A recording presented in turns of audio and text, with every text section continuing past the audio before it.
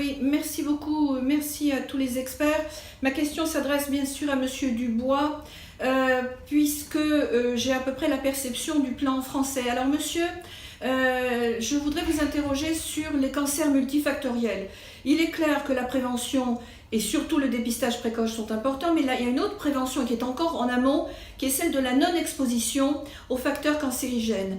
Je pense bien sûr, tout le monde le sait, aux facteurs professionnels, mais il y a un autre temps dans la vie où nous sommes à 8 heures d'exposition à quelque chose près, ce sont les temps de nuit, dans nos chambres. Et nous avons là des contaminations qui viennent des mobiliers, en sorte avec des cols, des formaldéhydes, des choses comme ça, et de l'immobilier, je veux dire, et du mobilier, ainsi que des éléments de décoration. Je pense à toutes ces particules qui s'échappent des matelas qui sont des matelas en synthétique, qui s'échappent des oreillers en synthétique, qui s'échappent des voilages en synthétique, où maintenant la décoration veut qu'il y ait des petites paillettes. Je pense aussi à tout ce qui est là dans les chambres d'enfants, qui généralement sont en matière synthétique.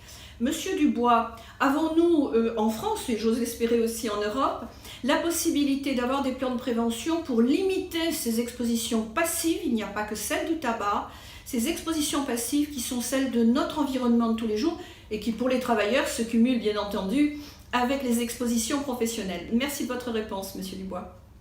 Merci, Monsieur le Président. Je vais formuler ma réponse en français sans pouvoir répondre totalement spécifiquement en fait sur la question qui nous était posée, mais sur la dimension multifactorielle qui est bien couverte en fait dans tout le bloc prévention qui figure dans la stratégie décennale et qui est évidemment une grande priorité. Donc il y a un effort que j'ai évoqué durant ma présentation qui va être effectué sur la question de la consommation évidemment du tabac et la consommation à risque d'alcool, mais également évidemment aussi sur la prévention du risque infectieux qui sont plus classiques. Il y a un gros paquet qui est en train d'être développé qui est moins, comment dire, dont on a moins l'habitude de développer des interventions, et la recherche interventionnelle nous a aidé beaucoup sur ce sujet.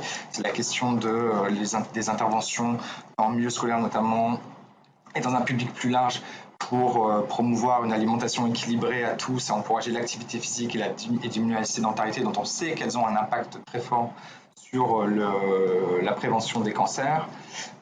Également répondre à la préoccupation collective sur l'environnement et aussi sur la question des cancers en milieu professionnel. Donc ça, c'est un sujet qui va être évidemment renforcé dans le cadre de nos actions. Et d'une manière plus générale, en termes de recherche, une ouverture certainement sur la question de l'exposome, dont on sait qu'il y a notamment une grosse coalition, un réseau qui est en place au niveau européen, avec lequel on essaie, et aussi les travaux du Centre international de recherche sur le cancer, avec lesquels on souhaite avancer sur ces questions, en lien aussi avec le Parlement européen qui aura pour le coup à agir sur les différentes questions qui seront abordées sur ces sujets. Merci beaucoup.